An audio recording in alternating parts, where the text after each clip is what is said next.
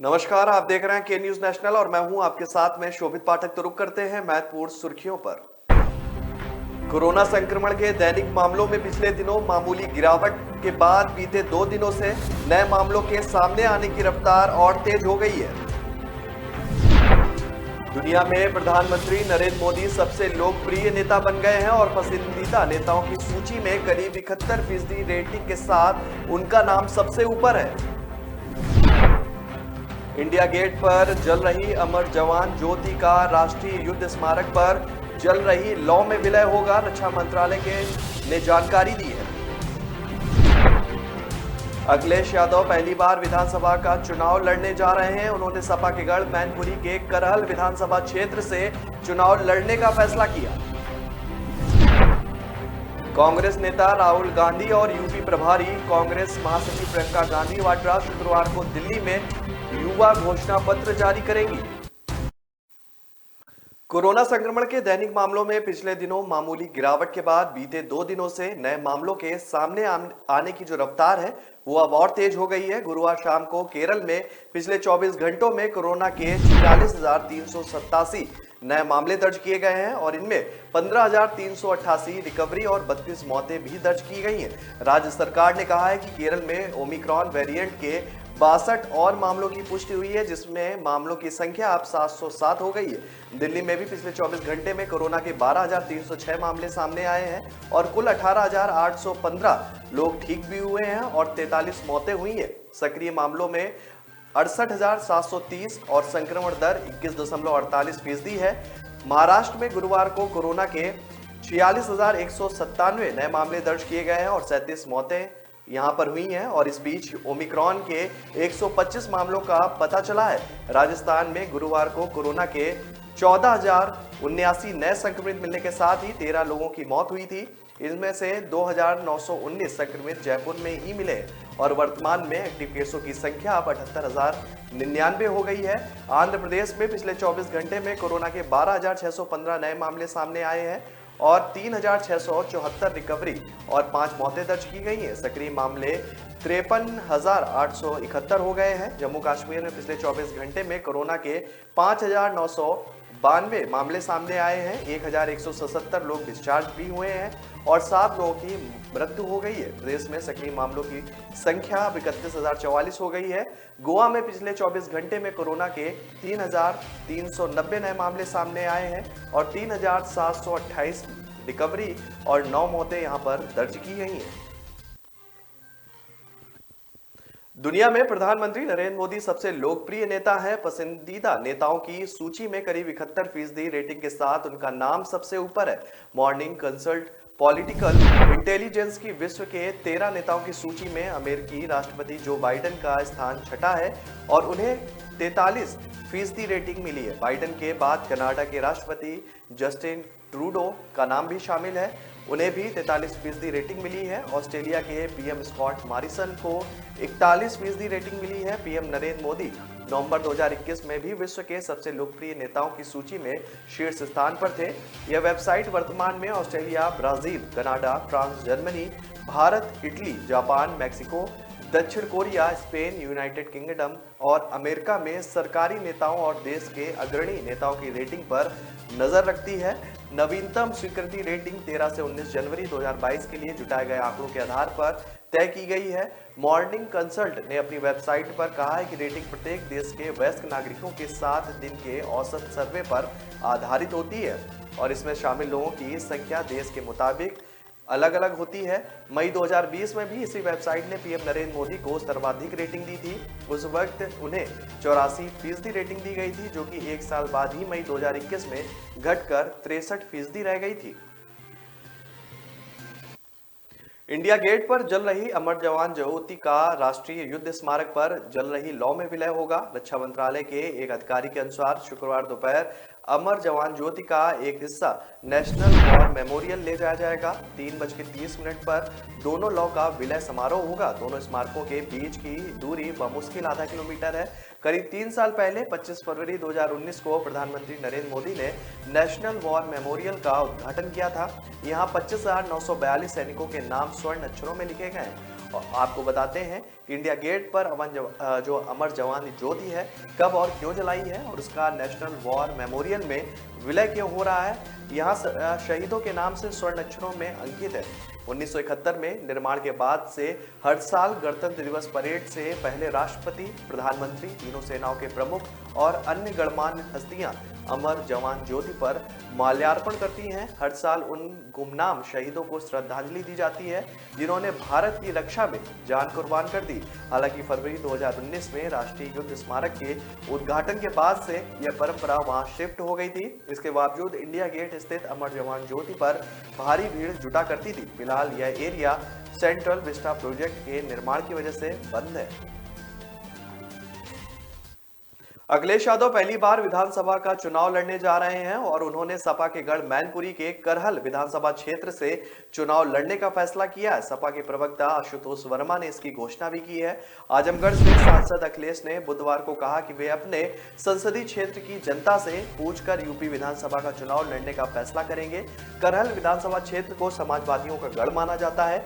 1957 में करहल को सुरक्षित विधानसभा क्षेत्र बनाया गया था। 1974 में करहल सामान्य विधानसभा क्षेत्र घोषित किया गया था। 1995 में करहल सीट से सपा ने पहली बार बाबूराम यादव को चुनाव लड़ाया था।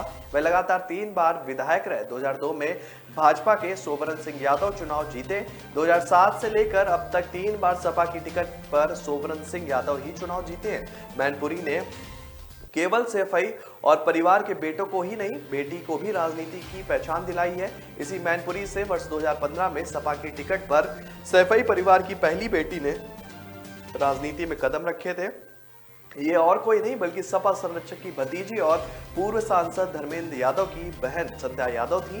सपा के टिकट पर वे जिला पंचायत सदस्य चुनकर आई और जिला पंचायत अध्यक्ष भी रही।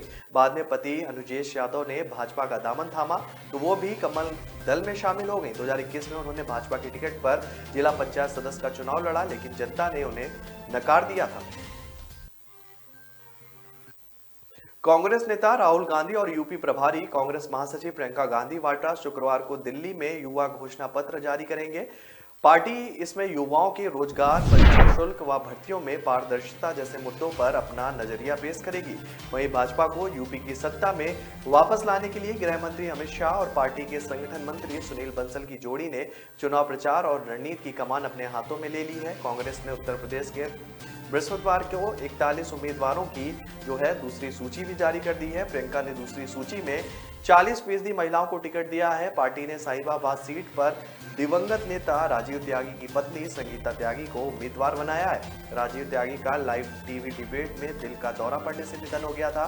कांग्रेस ने दूसरी सूची में सामान्य वर्ग के 12, मुस्लिम वर्ग के 9, ओबीसी के 12, एसएससी वर्ग के 7 और सिख समुदाय से एक को उम्मीदवार बनाया है। वहीं किसान आंदोलन में सक्रिय रहे पूनम पंडित को भी टिकट दिया गया है। सिकंदर वाल्मीकि को कांग्रेस आगरा कैंट सीट से प्रत्याशी बनाया गया है। सिकंदर ने जल निगम की सरकारी नौकरी छोड़कर वाल्मीकि समाज के लिए लड़ाई लड़ी है।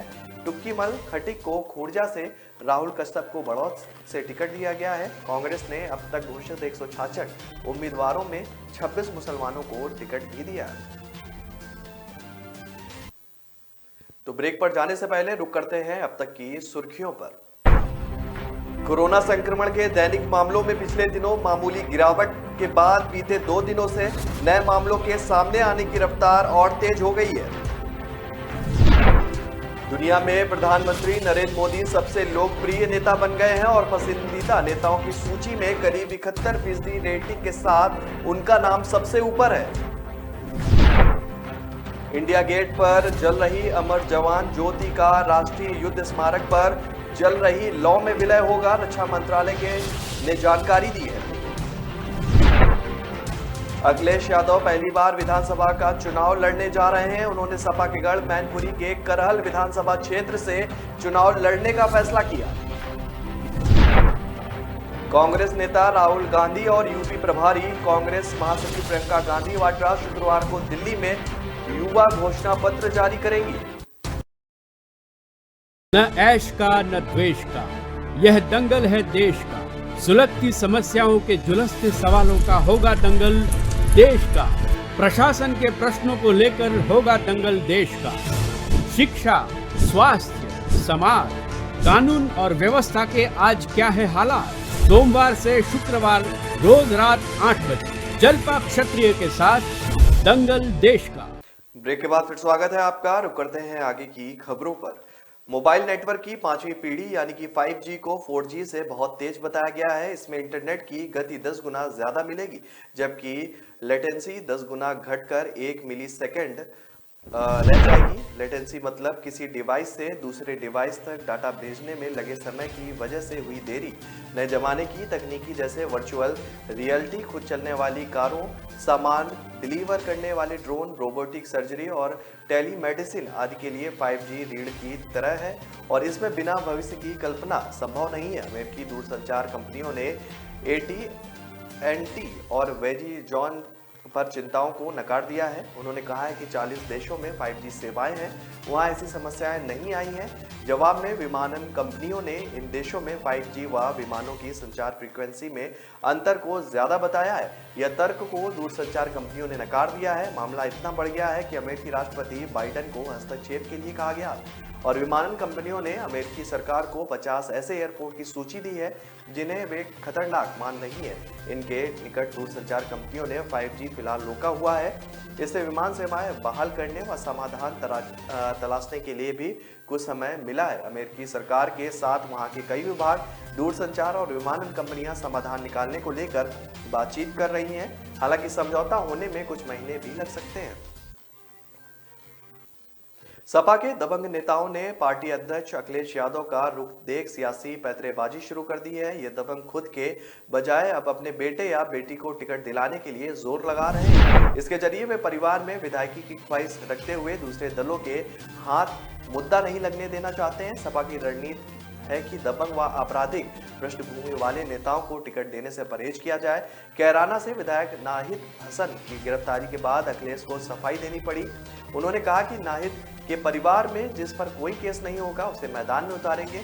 ऐसे में नाहिद की बहन इकराना हसन को मैदान में उतारा गया है। दिल्ली यूनिवर्सिटी के बाद लंदन से पढ़ाई कर लौटी इकराना कैराना में प्रचार में लगी हैं। अखिलेश इस बार दबंग व आपराधिक छवि के उम्मीदवारों के मुद्दे पर विरोधियों को निशाना नहीं बनाना चाहते और इसके बारे में पार्टी के वरिष्ठ नेताओं को भी अवगत करा दिया गया है। इसी के चलते पार्टी से जुड़े दबंग खुद को पर्दे के पीछे रखकर अपने बेटे या बेटी के लिए पैरवी में जुट गए। इस रणनीति के तहत कुछ दबंगों ने सफलता भी हासिल कर ली है। आगरा के फतेहाबाद से अशोक दीक्षित की बेटी रूपाली दीक्षित सपा से टिकट पाने में कामयाब रही हैं। मुख्तार अंसारी के भाई सिबतुल्ला अंसारी भी सपा में शामिल हो चुके हैं। भारत महामारी से निपट ले तो यह सदी उसके नाम होगी, क्योंकि आर्थिक लय उसके पक्ष में है। डायलॉग और वैश्विक सीईओ पुनीत रंजन ने कहा है कि भारत 2022 में यानी इस साल तेजी से आगे बढ़ने वाली अर्थव्यवस्था होगा और इसकी वृद्धि में 8 से 9% रहने की भी संभावना है। हालांकि संक्रमण से तत्काल निजात पाने की जरूरत है, क्योंकि यह आर्थिक विकास के रास्ते में रोड़ा है। डेलाइट सीईओ ने कहा है कि भारत को विदेशी निवेश के लिहाज से आकर्षक स्थान होने के माहौल को बनाए रखना चाहिए, सुनिश्चित करना चाहिए कि कोरोना के खिलाफ उसकी लड़ाई में उसे सफलता मिले। उन्होंने कहा कि भारत अगर कोरोना से निपट ले तो मुझे भरोसा है कि वह बड़ी अर्थव्यवस्थाओं के विकास के मामले में दूसरों का नेतृत्व करेगा। खास बात है कि अगले 10 वर्षों में 6 से 7 लाख करोड़ डॉलर का अर्थव्यवस्था भारत देश बन जाएगा। आकार के मामले में यह दुनिया की अर्थव्यवस्थाओं में तीसरे स्थान पर पहुंच जाएगा। इन सब के लिए पहली चीज जो हमें करने की जरूरत है वह यह सुनिश्चित करना होगा कि हम वायरस पर विजय प्राप्त करें। उन्होंने कहा कि आर्थिक लय पक्ष में होने की वजह से भारत को उसका लाभ उठाना चाहिए। साथ ही प्रत्यक्ष विदेशी निवेश और विभिन्न उद्योगों के लिए आकर्षक वातावरण सुनिश्चित करने के लिए भी सरकार जिस तरह से ध्यान दे रही है उसकी गति को बनाए रखने की भी जरूरत है। तिहाड़ जेल में लगाया गया ऑक्सीजन प्लांट बृहस्पतिवार से शुरू कर दिया गया है। यहां बनाई जाने वाली ऑक्सीजन कैदियों के लिए इस्तेमाल की जाएगी। अभी जेल में ऑक्सीजन के सिलेंडर कैदियों के लिए उपलब्ध रहते हैं। दिल्ली सरकार के स्वास्थ्य और परिवार कल्याण विभाग ने 100 से अधिक बिस्तरों वाले सभी अस्पतालों में ऑक्सीजन प्लांट लगाने की घोषणा की थी। जेल नंबर 3 में 120 बिस्तर वाला अस्पताल है। ऑक्सीजन प्लांट को तिहाड़ के जेल नंबर 3 के अस्पताल में लगाया गया है। जेल महानिदेशक संदीप गोयल ने बताया है कि बृहस्पतिवार से प्लांट ने काम करना भी शुरू कर दिया है। कोरोना के दौरान ऑक्सीजन की कमी हो गई थी, इसको देखते हुए ऑक्सीजन के इंतजाम पर जोर दिया गया है। दिल्ली के कई अस्पतालों में ऑक्सीजन प्लांट और भी लगाए जाने बाकी हैं, जिन पर काम किया जा रहा है। मेट्रो की एयरपोर्ट एक्सप्रेस लाइन पर द्वारका सेक्टर 25 तक विस्तार में थोड़ी देरी हो सकती है। इंडिया इंटरनेशनल कन्वेंशन सेंटर तक मेट्रो के विस्तार के लिए निर्माण कार्य लगभग पूरा होने के बाद करीब 2 किलोमीटर के दायरे में ट्रैक बिछाया जाना है। दिल्ली मेट्रो रेल कॉरपोरेशन ने मार्च तक इस परियोजना को पूरा करने का लक्ष्य रखा था, लेकिन अब इसके लिए थोड़ा इंतजार और करना पड़ सकता है। विस्तार के बाद एयरपोर्ट एक्सप्रेस और ब्लू लाइन के यात्रियों को सेक्टर 21 से आगे कन्वेंशन सेंटर तक मेट्रो की सुविधा उपलब्ध होगी। डीएमआरसी ने केंद्र सरकार की ओर से प्रस्तावित कन्वेंशन सेंटर के निर्माण को देखते हुए विस्तार की दिशा में पहल की है। कोरोना महामारी काल में पिछले साल कार्य प्रभावित हुआ था। सेंटर की शुरुआत होने से पहले मेट्रो लाइन का विस्तार कर लिया जाएगा। इसके लिए डीएमआरसी की तरफ से सिविल कंस्ट्रक्शन का काम भी पूरा कर लिया गया है। सूत्रों के मुताबिक निर्माण कार्य पूरा होने के बाद ट्रैक बिछाने की शुरुआत की जाएगी। सेंटर तक मेट्रो की पहुंच से यात्रियों को द्वारका सेक्टर 21 से आगे के लिए मेट्रो की सुविधा भी उपलब्ध होगी। अब तक एयरपोर्ट एक्सप्रेस लाइन और ब्लू लाइन पर यात्रियों को सेक्टर 21 तक ही मेट्रो की सुविधा मिलती है। एयरपोर्ट लाइन के विस्तार के बाद यात्रियों की संख्या में इजाफा होने पर ट्रेनों की कमी ना रहे, इसे ध्यान में रखते हुए इस लाइन पर नए कोच भी लगाए जाएंगे। इसके लिए डीएमआरसी 24 नए कोच के लिए टेंडर भी कर चुका है। तो ब्रेक पर जाने से पहले रुक करते हैं अब तक की सुर्खियों पर। कोरोना संक्रमण के दैनिक मामलों में पिछले दिनों मामूली गिरावट के बाद बीते 2 दिनों से नए मामलों के सामने आने की रफ्तार और तेज हो गई है। दुनिया में प्रधानमंत्री नरेंद्र मोदी सबसे लोकप्रिय नेता बन गए हैं और पसंदीदा नेताओं की सूची में करीब 71% रेटिंग के साथ उनका नाम सबसे ऊपर है। इंडिया गेट पर जल रही अमर जवान ज्योति का राष्ट्रीय युद्ध स्मारक पर जल रही लौ में विलय होगा, रक्षा मंत्रालय ने जानकारी दी है। अखिलेश यादव पहली बार विधानसभा का चुनाव लड़ने जा रहे हैं। उन्होंने सपा के गढ़ मैनपुरी के करहल विधानसभा क्षेत्र से चुनाव लड़ने का फैसला किया। कांग्रेस नेता राहुल गांधी और यूपी प्रभारी कांग्रेस महासचिव प्रियंका गांधी वाड्रा शुक्रवार को दिल्ली में युवा घोषणा पत्र जारी करेंगी।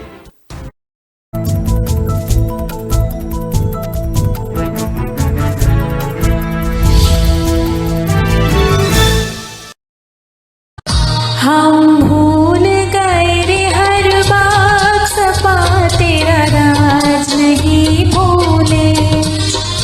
हम भूल गए रे हर बात, सपा तेरा राज नहीं भूले। घोटालों की सरकार, घोटालों की सरकार को गुंडा राज नहीं भूले। हम भूल गए रे हर बात, सपा तेरा राज नहीं भूले।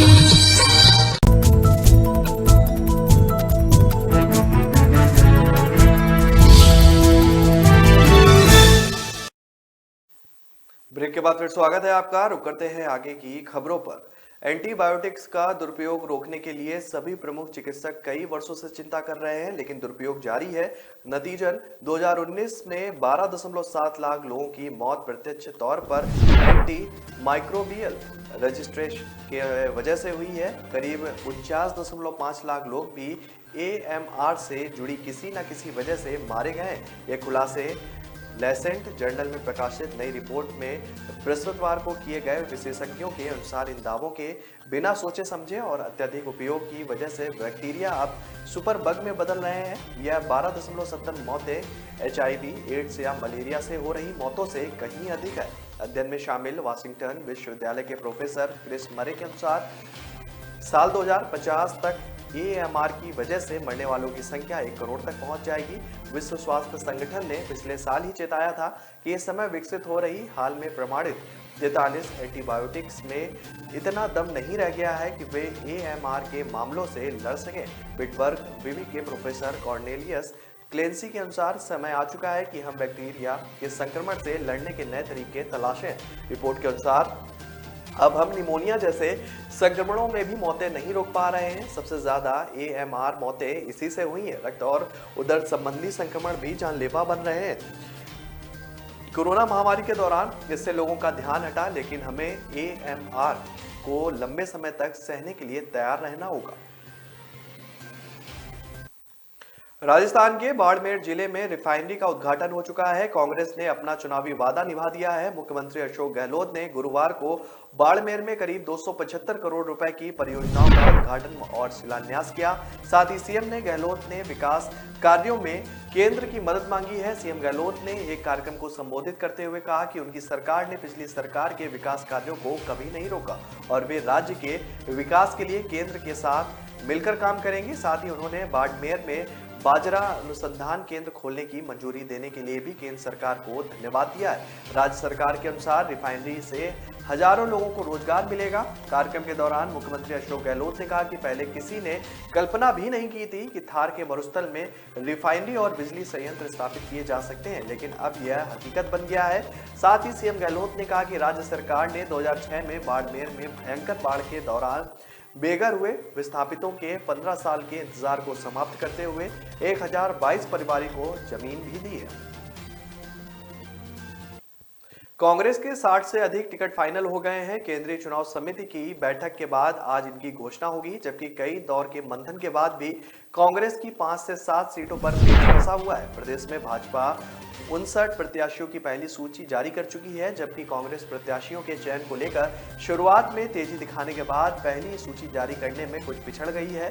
कांग्रेस की ओर से दिसंबर तक पहली सूची जारी करने का दावा किया गया था। इसके बाद पार्टी की ओर से बताया गया है कि जनवरी के पहले सप्ताह में पार्टी अपने प्रत्याशियों की पहली सूची जारी कर देगी।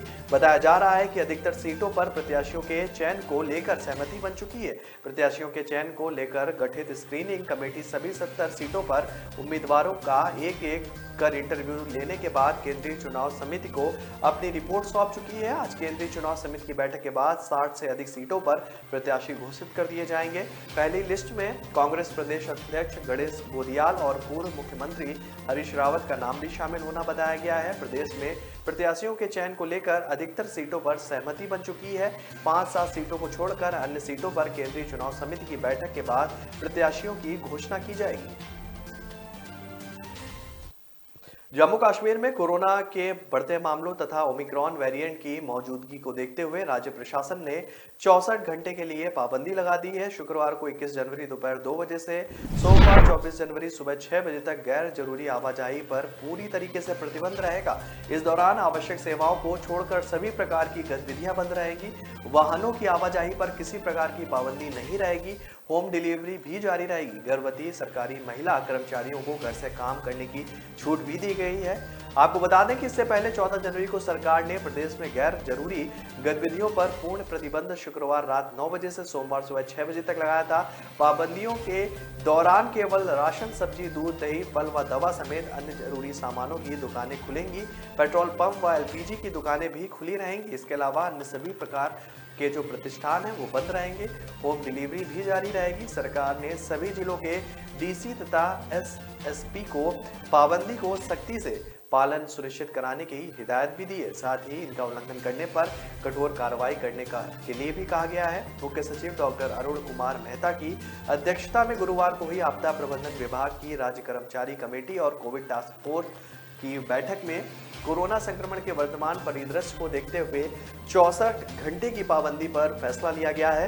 बैठक में अतिरिक्त मुख्य सचिव अटल डुल्लू, स्वास्थ्य एवं चिकित्सा शिक्षा विभाग के अतिरिक्त मुख्य सचिव विवेक भारद्वाज, सड़क एवं भवन निर्माण विभाग के प्रधान सचिव शैलेंद्र कुमार भी शामिल रहे।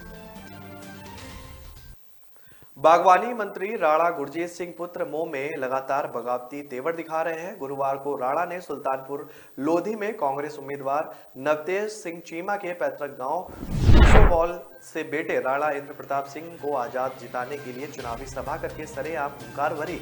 अब मंत्री राणा सरेआम अपना हलका कपूरथला छोड़कर बेटे इंद्र के हलके में न केवल सरगर्मियों को बढ़ा रहे हैं, बल्कि राणा इंद्र प्रताप सिंह के गांव भूसोवाल में पक्का डेरा लगने की बात भी छाती ठोक कर बोल रहे हैं। इससे अब राणा गुरजीत सिंह अपनी ही पार्टी प्रत्याशी नवतेज सिंह चीमा के खिलाफ लामबंद होकर पार्टी अनुशासन भंग करने के से बाज नहीं आ रहे हैं। राणा गुरजीत सिंह ने अपने बेटे राणा प्रताप सिंह की सुल्तानपुर लोधी क्षेत्र से आजाद उम्मीदवार के रूप में चुनाव मुहिम का आगाज विधायक नवतेज सिंह चीमा के पैतृक गांव बूसोवाल से किया है, जहां बड़ी संख्या में गांव वासियों ने राणा गुरजीत सिंह को भरोसा दिलाया है कि उनके लड़के इंद्र प्रताप सिंह को भारी मतदान कर विजेता बनाया जाएगा। इससे पहले राणा गुरजीत सिंह गांव बूसोवाल में राणा इंद्र प्रताप सिंह के चुनाव कार्यालय का उद्घाटन भी किया और राणा गुरजीत सिंह ने कहा कि विधायक चीमा ने 3 अन्य विधायकों संग मिलकर पार्टी हाईकमान से शिकायत भी की है, उन्होंने पार्टी से बाहर निकाला जाए, परंतु मैं स्पष्ट करना चाहता हूं कि पार्टी मुझे निकाले या ना निकाले,